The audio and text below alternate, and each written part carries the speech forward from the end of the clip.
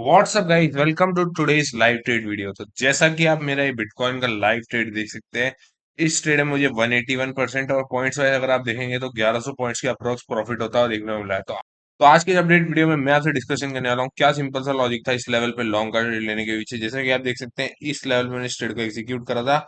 बिल्कुल बॉटम पे हमारी एंट्री हुई थी और उसके बाद यहीं से हमको अपसाइड जाता हुआ देखने को मिला। अगर आप देखेंगे तो इस लेवल में मेरी एंट्री थी इस ट्रेड में 61,676 डॉलर्स के लेवल पे। अगर मैं आपको मार्क करके बताऊं, इस कैंडल में मेरी एंट्री थी 61,676 पे, इस लेवल पे।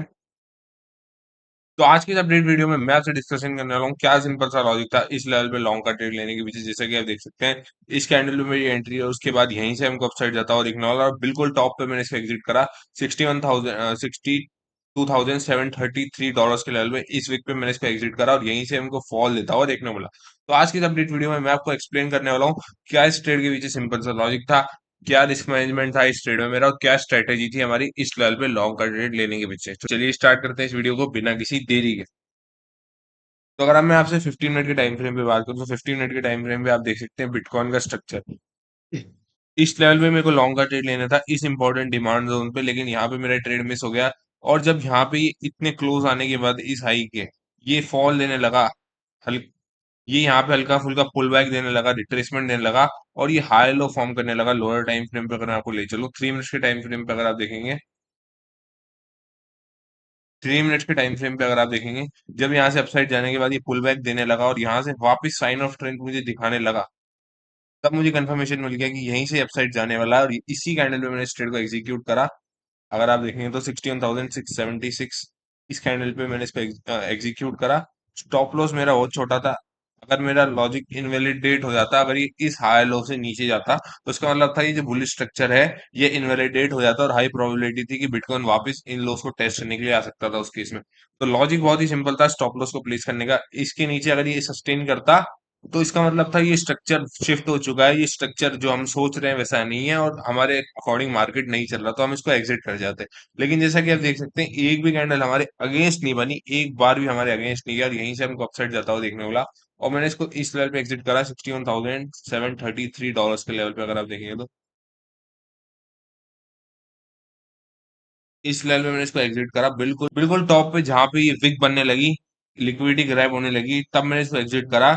अगर यहाँ से अपसाइड कंटिन्यू करता तो ऑफ कोर्स मैं इसको होल्ड करता, लेकिन जब यहाँ पे विक बनने लगी तो मुझे इसको एग्जिट करना पड़ा और यहीं से ही हमको नीचे जाता हुआ देखने को मिला। जैसा कि आप देख सकते हैं, 62,733 पे था हमारा एग्जिट लेवल। तो यही सिंपल सा लॉजिक था। अगर आप देखेंगे तो अगर 15 मिनट के टाइम फ्रेम पे भी मैं आपको ले चलूं तो यही सिंपल सा लॉजिक था। मार्केट का स्ट्रक्चर शिफ्ट होना, जब इसका ब्रेकआउट हुआ और रीटेस्ट होने के बाद ये अपसाइड जाने लगा और ये इस इंपॉर्टेंट सपोर्ट जोन से सपोर्ट लेके हमको अपसाइड जाता हुआ देखने को मिला और यहाँ पे इस हाई के ऊपर सस्टेन करने के बाद एक हाई लो फॉर्म करने लगा, तब मैंने इस लेवल पे इसको एग्जीक्यूट करा था। उसके साथ ही साथ ये जो जोन था, अगर मैं इस बॉटम से स्टॉप तक फिबोनाची ड्रॉ करके आपको बताऊं, तो ये 0.382 का फिबोनाची का लेवल था, जो कि बहुत ही कॉमन रिट्रेसमेंट लेवल होता है जब मार्केट का स्ट्रक्चर शिफ्ट होना होता है। तो अब मोस्ट प्रोबेबली हाई प्रोबेबिलिटी ये होती है कि वो 0.5 तक नहीं आता, 0.382 से ही रिवर्सल हमको देता हुआ देखने को मिलता है और इस केस में भी वैसे ही हुआ। इस ट्रेंड लाइन को रिटेस्ट करा और इस 0.382 का ब्रेक करने लगा और इस 0.382 के ऊपर सस्टेन करने लगा, तब मुझे एक कंफर्मेशन मिली और मैंने इस ट्रेड को यहाँ पे एग्जीक्यूट करा और इस जोन पे मैंने इसको एग्जिट करा, जहां पे इंपॉर्टेंट सप्लाई जोन था, जहां से ये विक बना के हमको नीचे आता हुआ देखने को मिला। जैसा कि आप देख सकते हैं, यहीं पे विक बनी और यहीं से हमको नीचे आता हुआ देखने को मिला। तो आई होप आपको समझ आ गया होगा कि क्या सिंपल सा लॉजिक था इस लेवल पे मेरा लॉन्ग का ट्रेड लेने के पीछे। इस ट्रेड के पीछे क्या स्ट्रेटेजी थी हमारी, बहुत ही सिंपल स्ट्रेटेजी थी। सिंपल सा मार्केट का स्ट्रक्चर, प्राइस एक्शन और फिबोनाची, यही सिंपल सी हमारी स्ट्रेटेजी थी। और रिस्क मैनेजमेंट कितना अच्छा था इस ट्रेड में, हमको 1:5 के इस ट्रेड में हमको 1:4 के ऊपर का रिस्क रिवॉर्ड अचीव होता हुआ देखने को मिला।